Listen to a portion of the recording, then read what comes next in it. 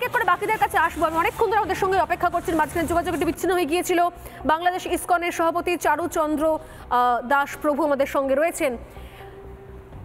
একের পর এক ঘটনা আমরা দেখেছি, ইসকন আক্রান্ত হয়েছে, মন্দির আক্রান্ত হয়েছে, কালী মন্দির থেকে শুরু করে দুর্গা মন্দির থেকে শুরু করে একাধিক মন্দির আক্রান্ত হয়েছে।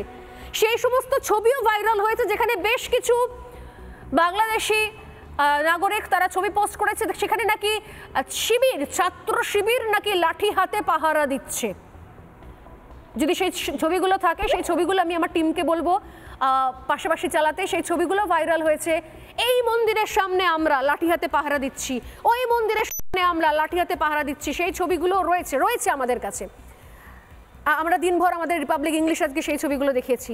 আমার বক্তব্য হচ্ছে, প্রথম প্রশ্ন, মন্দির আক্রান্ত হবে কেন? সংখ্যালঘুদের জায়গা, তাদের বিশ্বাস, তাদের ধর্মীয় জায়গা আক্রান্ত হবে কেন? সেখানে গিয়ে আগুন জ্বলবে কেন? বিগ্রহ মাটিতে লুটোপুটি খাবে কেন? এক। আর দুই, পাহারা দেওয়ার দরকার হচ্ছে কেন? যদি বারবার যারা বলছেন যে এখানে এই আন্দোলন ছিল শুধুমাত্র বৈষম্য বিরোধী আন্দোলন, মেধাবী ছাত্রের জন্য, সরকারি চাকরির জন্য আন্দোলন, তাহলে এখানে বেছে বেছে সংখ্যালঘু হিন্দুদের ওপর আক্রমণ করা হচ্ছিল কেন? পাহারা দেওয়ার দরকার পড়ছিলই বা কেন? কি অবস্থার মধ্যে রয়েছেন আপনারা?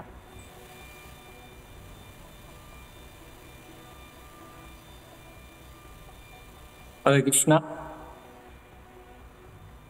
আমরা এখন গতকাল যে অবস্থা ছিল আমাদের, সেটা খুব ভয়াবহ অবস্থা ছিল।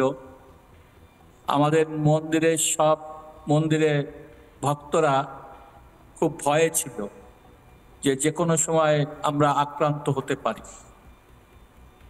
কিন্তু আমাদেরকে অনেকেই আশ্বাস দিয়েছিলেন যে আপনারা আক্রান্ত হবেন না, কারণ আপনাদের উপর কেউ আক্রমণ করবেন না, বিভিন্ন মহল থেকে আমাদেরকে বলা হয়েছিল।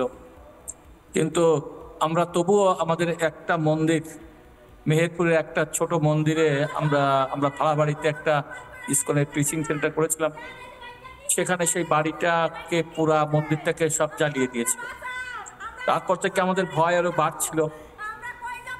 এই যে পরিস্থিতি হয়েছিল, এটা আসলে ভাষায় ব্যক্ত করা যাবে না। শুধুমাত্র ইসকন মন্দিরে আক্রমণ হয় নাই, দুর্গা মন্দির, নবগ্রহ মন্দির, কালী মন্দির, এমনকি হিন্দুদের প্রতিষ্ঠান, ব্যবসা প্রতিষ্ঠান, বাড়ি ঘরেও আক্রমণ হয়েছে। এবং গতকাল যেটা হয়েছিল, আরো আওয়ামী লীগের যত সমস্ত মন্ত্রী, তারপরে এমপি, সমস্ত লিডারদের বাড়িতেও বাড়িঘর আগুন ধরা হয়েছিল। আর এটা তো শুধুমাত্র এই বছর এইবার হয়েছে তা নয়, এটা চলছে দীর্ঘদিন ধরে মাঝে মাঝে এই সমস্যা হয়ে আসছে। কিন্তু আমরা তো মন্দিরে থাকি, আমরা তো বাড়ি ঘর ছেড়ে এসেছি। মন্দিরে আমাদের প্রায় বাংলাদেশে 132টা ইসকন মন্দির আছে, এবং মন্দিরে আমরা সবসময় থাকি। আমরা সবসময় তো দেখছি যে কোনো না কোনো ইস্যুতেই, যখনই সরকারের চেঞ্জ হয় বা সরকারের পতন হয়, তখনই হিন্দুদের উপর সংখ্যালঘুদের উপর একটা অত্যাচার নেমে আসে। এটা আমরা ধরে, যখন ইলেকশন হয়, ইলেকশনের আগে বা পরে আমাদের সেই হিন্দু সংখ্যালঘুদের উপরে একটা অত্যাচার নেমে আসে। এটা দীর্ঘদিন ধরে। এতে হচ্ছে, বাংলাদেশ থেকে হিন্দুরা সব হয় ইন্ডিয়ায়, নাহলে অন্যান্য দেশে পালিয়ে যায়। কারণ এই সুযোগটা আছে, এই জন্য তারা পালিয়ে যায়। আমরা দেখতে পাই যে 1951 সালে বাংলাদেশের হিন্দুর সংখ্যা ছিল 22%, 1961 সালে সেটা হলো 18.6%, 1974 সালে সেটা হয়ে আসলো 13.3%, 1981 সালে সেটা হয়ে গেল 12.1%, 1991 সালে সেটা হলো 10.5%, 1901 সালে এটা 9.2%, 1911 সালে এটা হলো 8.54%, আর 2022 সালে এটা হয়ে গেছে 7.15%। আর বর্তমানে আমার মনে হয় হিন্দুদের সংখ্যা হয়ে গেছে 6%।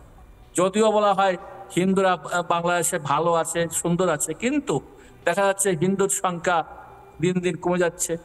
আর এবারে যে পরিস্থিতি হয়েছে, যদি এই বর্তমান যে সরকার আসবে, যে সামরিক সরকার বা যে তত্ত্বাবধায়ক সরকার আসবে, তারা যদি হিন্দুদেরকে পূর্ণ সহযোগিতা না করে, পূর্ণ সিকিউরিটি না দেয়, সহযোগিতা কি করা হচ্ছে? এখনো কি সহযোগিতা পাচ্ছেন?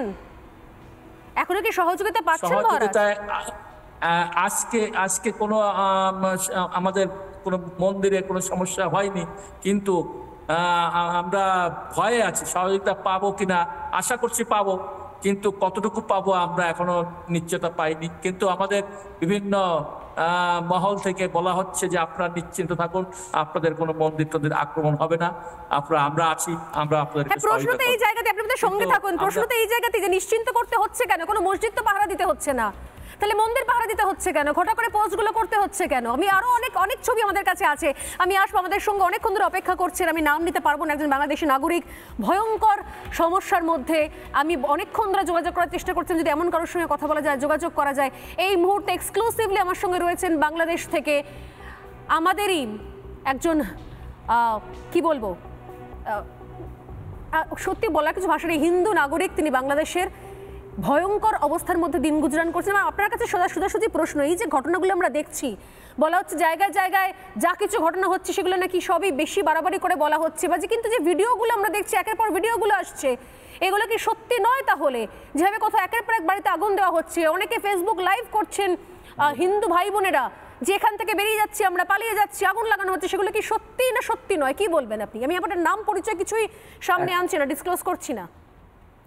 একেবারেই আজকে দুদিন যে ঘটনাগুলি ঘটছে, যে আজকে এবং গতকালকে 5 তারিখে 2টার পর থেকে সারা বাংলাদেশে যে চিত্র, এটি কোনোভাবেই কল্পনা করা যাচ্ছে না। আমার যে কোনো কারণেই হোক, আমাদের বিভিন্ন কর্মকাণ্ডের মাধ্যমে বিভিন্ন জেলায় আমাদের একটি যোগাযোগের অবস্থান রয়েছে। সারা রাত্র মানুষের আর্তনাদ আমরা শুনেছি।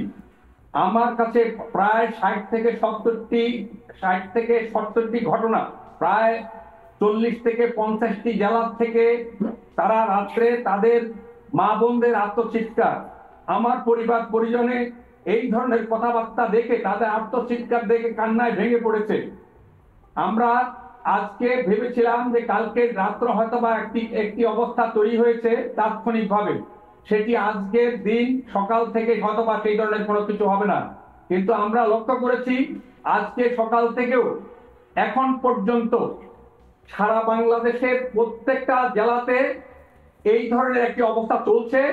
কিছুক্ষণ আগে আপনি আমাদের ইসকন মন্দিরের যিনি কথা বললেন, হয়তোবা উনি ইসকন মন্দিরের কথা বলেছেন, ইতিমধ্যে ঢাকেশ্বরী মন্দিরে যারা কখনোই আমাদের কাছে গ্রহণযোগ্য নয়, সেই ধরনের একটি ব্যবস্থাপনা সেখানে বসানো হয়েছে।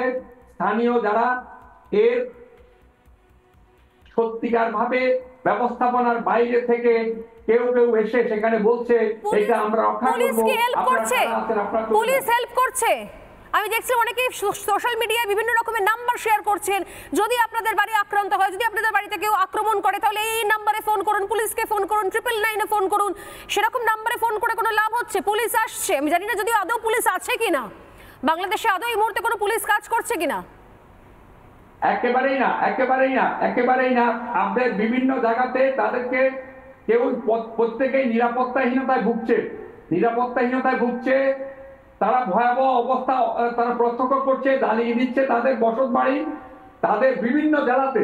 এমনকি বাড়ি ছাড়া রয়েছেন কতজন, কোনো আন্দাজ আছে কতজন মানুষ বাড়ি ছাড়া রয়েছেন? এই মধ্যে সারা বাংলাদেশের হিন্দুদের মধ্যে অধিকাংশ, আমি মনে করি, আমি যেটা ভাবছি, 60 থেকে 70% লোক তার বাড়ির থেকে বিভিন্ন জায়গায় রয়েছে। একটি জিনিস আপনার কাছে প্রত্যক্ষ করছি, এর ভিতরে অনেকেই পূর্ববর্তী সরকারের রাজনীতির সাথে জড়িত ছিল, প্রত্যেকের বাড়ি জ্বালিয়ে দিয়েছে। আমি জানি, আপনি আমাদের সঙ্গে থাকুন। আমি এই মুহূর্তে আরো ভয়ঙ্কর ছবি, কিছুক্ষণ আগে বলছিলাম যে পুলিশ, আজিজুল বিশ্বাস বাকি রয়েছেন, ওনার কাছে যাবো, যে পুলিশ কি করছে।